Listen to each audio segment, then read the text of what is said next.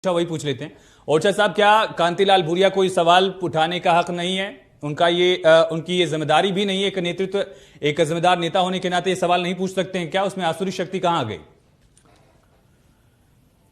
जाकी रही भावना जैसी प्रभु मुहूर्त देखी तिन जैसी, साधु चोर और लंपट ज्ञानी अपनी सीगत मसवई की जानी।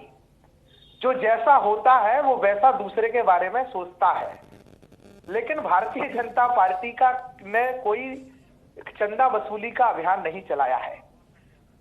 श्री राम जन्मभूमि तीर्थ न्यास ने आह्वान किया है संपूर्ण देश के लोगों से कि वो इस कार्य में ट्रस्ट के आह्वान पर जो है अपना समर्पण दें जन्मभूमि के निर्माण में।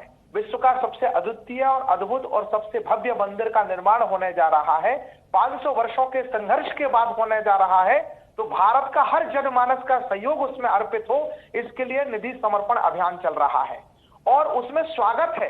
कांतिलाल भूरिया जी स्वयं अगर चाहे तो अपने मोहल्ले में इतनी पारदर्शी व्यवस्था जो है राम जन्मभूमि न्यास ने बनाई है, श्री राम जन्मभूमि न्यास के अधिकारियों ने बनाई है कि इसमें कोई भी व्यक्ति सिर्फ अपने मोहल्ले में जो है निधि समर्पण करवाने के लिए घर घर जाने के लिए अधिकृत है।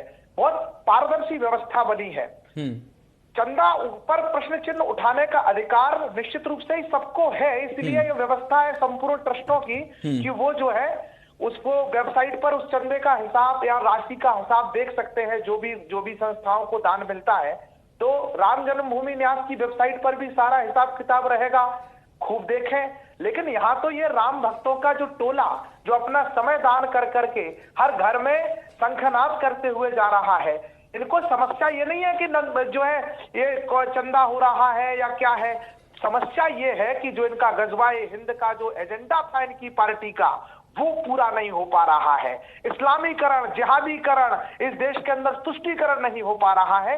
दर्द यहां पर है, दर्द मंदिर के चंदे से नहीं है, दर्द इनका धंधा बंद हो रहा है इसके कारण से है। और इसलिए इन्होंने रोकने के लिए जो प्रयास किए तब से 1949 से लेकर के जो इनके कार्यकाल में प्रयास हुए मंदिर निर्माण को रोकने के लिए, और अभी तक पहले राम कल्पना है, फिर राम जो है जन्मभूमि मैं लौटता हूं, वो मुहूर्त ठीक नहीं है, जो इसके बाद मंदिर बन रहा है तो चंदा गलत हो रहा है। तो ये पीड़ा ये सब नहीं है, पीड़ा तो ये है कि मंदिर ही क्यों बन रहा है। ठीक है ओरछा साहब, लेकिन ठीक है ओरछा साहब, लेकिन ठीक है मेरा सवाल सुन लीजिए। ठीक है ओरछा जी, राम जन्मभूमि का एक मंदिर बनना गलत लग रहा है। लेकिन जो पहले चंदा लिया गया था 90 की दशक से लेकर चंदा इकट्ठा करने का एक अभियान शुरू हुआ, शिलाएं भी रखी गई, ये सारी चीजें क्या उतनी ही ट्रांसपेरेंट है जितनी ट्रांसपेरेंसी का दावा आज आप कर पा रहे हैं?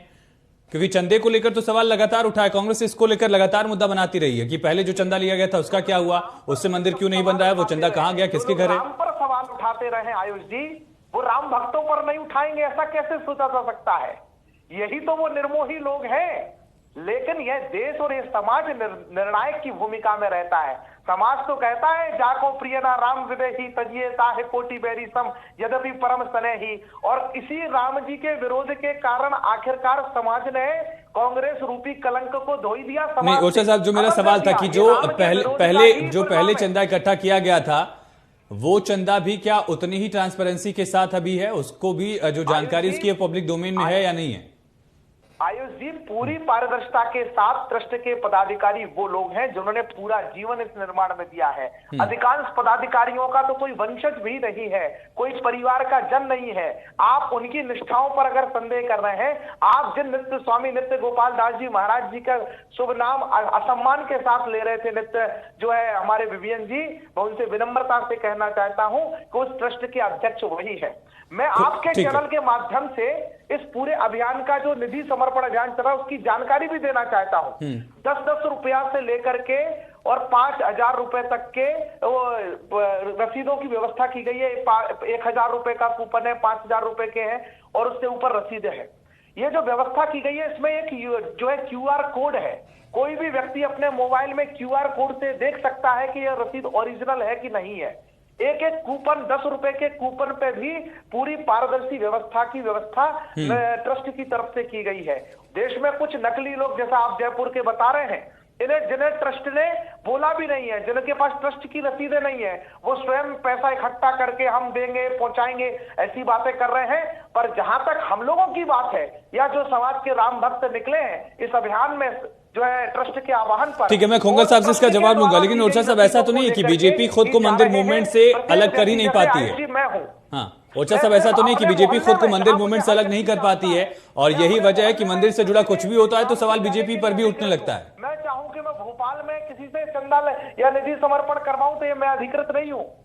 इतनी पारदर्शी व्यवस्था है, फिर भी जिन्होंने राम पर प्रश्न चिन्ह उठाए हैं, उनसे कैसे अपेक्षा कर सकते हैं कि वो राम भक्तों पर नहीं। ओरछा साहब, जो मेरा सवाल था, ठीक है, ऐसा तो नहीं कि मंदिर मूवमेंट से निकली हुई पार्टी पर जब भी सवाल उठते हैं बीजेपी उसे सीधे मंदिर से जोड़ देती है। सवाल ये कहा गया कि बीजेपी नेता ऐसा करते हैं, इस वजह से उन्होंने निशाना साधा, लेकिन बीजेपी उसे मंदिर से जोड़ रही है। आयुष जी, टैक्स पर जो रसीद दी जा रही है उस पर टैक्स का रिबेट मिल रहा है, उसमें पैन कार्ड नंबर डालते हैं और पैन कार्ड में वो पैसा आपका टैक्स में जो है छूट देता है। अब आप बताइए, कोई व्यक्ति आपसे पैसा लेगा और आपको जो रसीद देगा उस पर टैक्स की रिबेट मिल रही होगी, तो क्या वो आपके पैसे से शराब पी लेगा?